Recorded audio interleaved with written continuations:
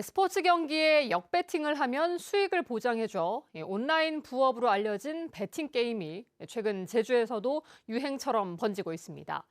다단계 방식으로 회원을 끌어모으고 있어서 규모는 더 커질 것으로 보이는데 국민체육진흥공단이 불법 사이트라며 방심위에 심의를 요청했습니다. 이따금 기자가 보도합니다.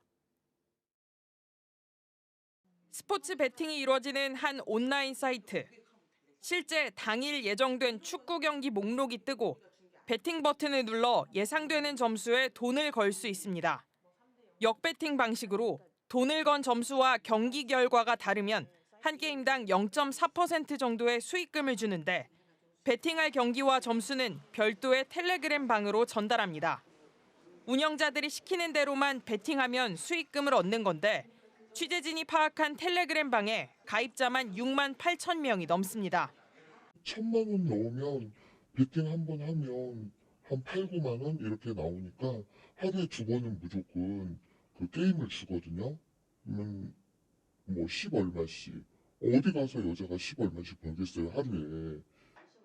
다른 회원을 데려오면 회원의 수익 중 2% 정도를 나눠주는 다단계 방식으로 회원을 모집하고 있는 상황. 제주에서도 최근 60대 이상에서 유행처럼 번지고 있습니다. 제주도 경제를 살렸다라고 하더라고요. 근데 이렇게 돈을 받고 돈 쓰고 이렇게 하면 좋기는 한데 이게 언제까지 갈 수 있냐.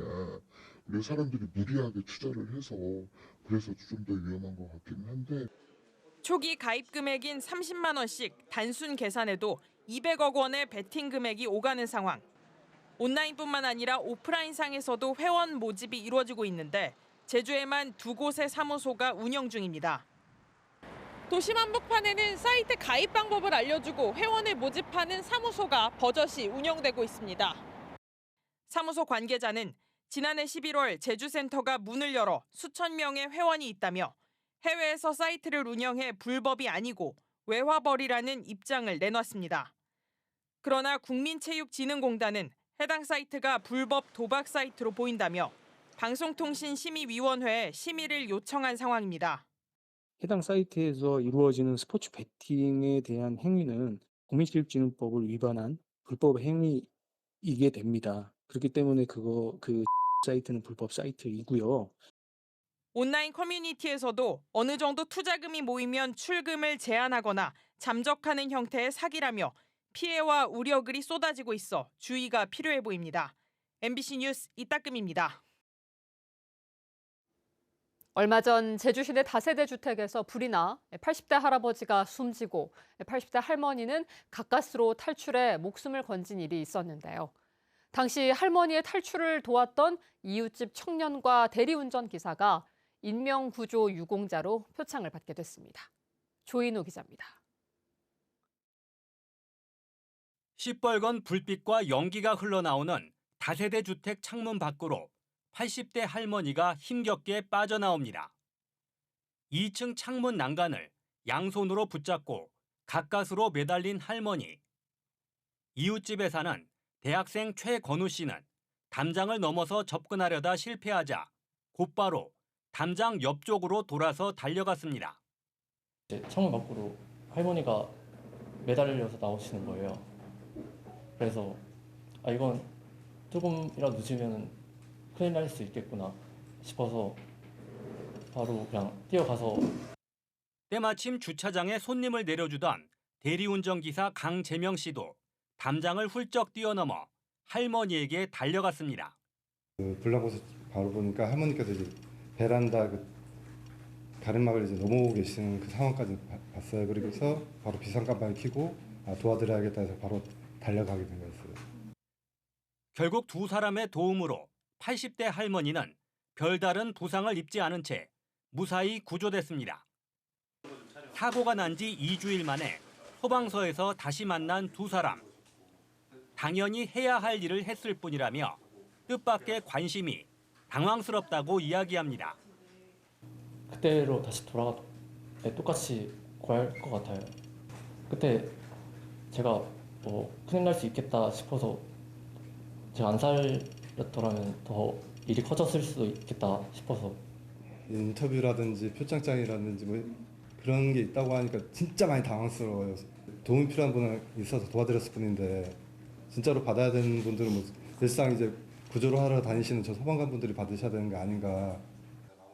제주도는 인명구조 유공자인 최건우 씨와 강재명 씨에게 도지사 표창을 수여하기로 했습니다. MBC 뉴스 조현우입니다.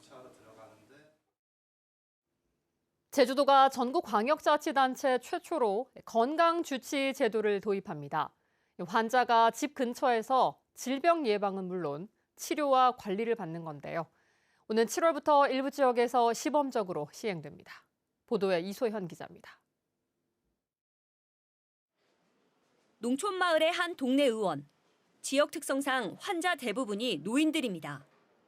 시내 병원에 나가려면 왕복 2시간에 진료까지 더하면 반나절이 걸려 웬만하면 집 근처에서 진료를 받습니다. 특히 의사와 친밀감이 형성되다 보니 환자 대부분이 수년째 이곳을 찾고 있습니다. 물리치료 받으러 오고 또 감기 걸릴 때도 오고 한 일주일에 한 2번도 올 때 있고 일주일에 1번도 올 때 있고 계속 그렇게 하고 있습니다. 그러나 앞으로 농어촌 읍면 지역을 중심으로 질병뿐만 아니라 돌봄까지 포함한 주치의 제도가 도입됩니다. 환자의 건강 정보를 사전에 등록하면 집 근처에서 질병 예방부터 치료, 관리까지 통합적인 의료 서비스를 지원받게 됩니다. 전국 광역자치단체 가운데 제주가 처음입니다. 결과를 가지고 오면은 자세히 설명해드리고 그것도 부족하거든요. 그 사람의 맞춤형으로 가지고 있는 문제점들에 대해서 이게 추가적인 검사를 해가지고 관리를 하게 됩니다. 이게 중요한 겁니다. 서부와 동부 읍면 지역, 제주시 동지역 등 7개 지역에서 시행되며 대상은 65세 이상 노인과 12세 이하 어린이입니다.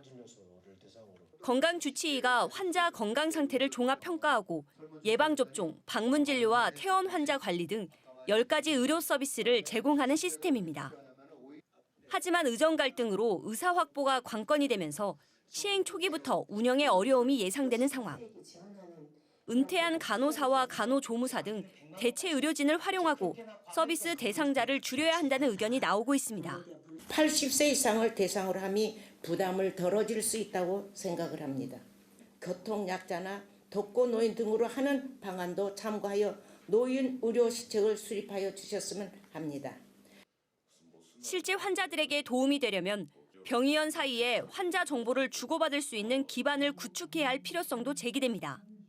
의사들과의 그 연계 그리고 전산에 대한 원활한 협조 이런 부분 그리고 각종 정보 교류가 되는데 이러한 것을 도에서 어떻게 담당할지 이런 부분들은 아직 구체화가 안 됐거든요. 제주도가 밝힌 시범 실시 시작은 오는 7월부터. 전국 최초의 실험이 성공을 거둘 수 있도록 보다 면밀한 준비가 필요해 보입니다. MBC 뉴스 이소연입니다. 오늘 오후 5시 50분쯤 제주시 화북 이동에 비료와 농약을 보관하는 창고 건물에서 불이 났습니다. 이 불로 인명피해는 없었지만 조립식 샌드위치 패널 건물의 단열재가 불에 타면서 짙은 연기가 인근 연북로 일대로 번져 퇴근길 시민들의 신고가 잇따랐습니다. 제주소방서는 인력과 장비를 총동원하는 대응 1단계를 발령하고 장시간 진화 작업을 벌이고 있지만 조립식 건물을 굴삭기로 해체하면서 불을 꺼야 돼 진화에 어려움을 겪고 있습니다. 어젯밤 11시 20분쯤 제주시 1도 2동에서 한 건물 1층 횟집에서 불이 나 내부 112제곱미터를 태워 소방서 추산 3,700만 원의 재산 피해가 났습니다. 건물 2층과 3층에는 주민 2명이 있었는데 신고자가 횟집 안에서 불꽃이 튀는 장면을 목격한 뒤 건물로 올라가 대피시켰습니다. 경찰과 소방당국은 횟집에서 충전하던 낚시용 전동릴 배터리가 심하게 탄 점으로 미뤄 전기적 요인으로 추정하고 있습니다. 제주경찰청은 불법으로 병원을 만들어 허위 진료비를 타낸 혐의로 한의원 원장과 사무장 등 8명을 입건해 검찰에 넘겼습니다. 이들은 지난 2022년 초부터 1년 동안 의료인이 아니면서 투자금과 의료장비를 제공하는 한의원을 만들고 건강기능식품 판매처에서 수집한 939명의 개인정보로 허위 진료 기록부를 작성해 국민건강보험공단에서 요양급여비 8억 원을 부당하게 타낸 혐의를 받고 있습니다. 경찰은 부당 청구된 피해자의 요양급여 내역을 삭제하고 탈세한 세금을 조사하며 자격정지 등 행정처분을 내리도록 관련 기관에 통보할 예정입니다. 전략환경영향평가와 관련한 위원회 운영에 문제가 있다는 제주 MBC 보도와 관련해 오영훈 지사가 절차상 위반 사항이 발생하지 않도록 하라고 지시했습니다. 오영훈 지사는 도청에서 열린 주간 혁신성장회의에서 최근 언론이 문제를 지적한 환경 관련 행정위원회가 조례에 명시된 절차를 철저히 이행할 수 있도록 각별한 관리가 필요하다고 밝혔습니다. 또 최근 개정된 행정위원회 운영 조례까지 감안해 절차상 위반 사항이 발생하지 않도록 하라고 강조했습니다. 제주참여환경연대 등은 성명을 내고 제주도가 중국 자본으로부터 매입한 송악산 일대에 다시 숙박시설을 지으려 한다고 비판했습니다. 이들은 제주도가 공고한 마라해양 도립공원 변경 계획에 신해원으로부터 매입한 부지가 공원지구에서 제외됐다며 숙박시설이 핵심인 전지훈련 복합시설을 지으려는 것이라고 주장했습니다. 때문에 제주도는 해당 부지를 공원지구에 포함시키고 송악산과 도민을 위해 매입 부지를 온전히 보장하라고 요구했습니다.